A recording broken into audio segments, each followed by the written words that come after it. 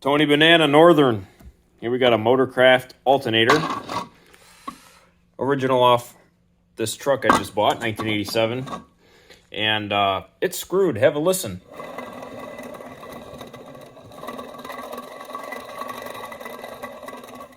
Already got the pulley off it, as you can see. I'm going to split it and check this bearing number and may see the back bushing, if it is a bushing or bearing. We don't know yet.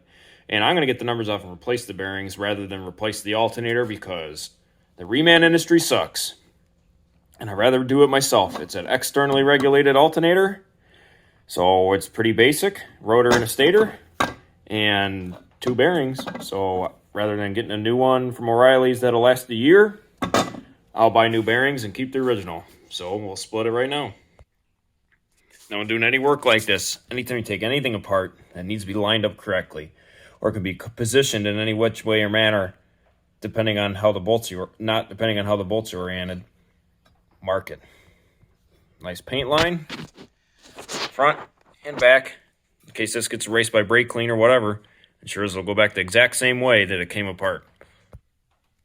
All right, inside here we can see the brushes and then a needle bearing where the back of the alternator will rotate on, and it looks okay. It's dry, but it looks fine. Definitely a telltale will be the shaft. If it's chewed up or damaged, you would see it.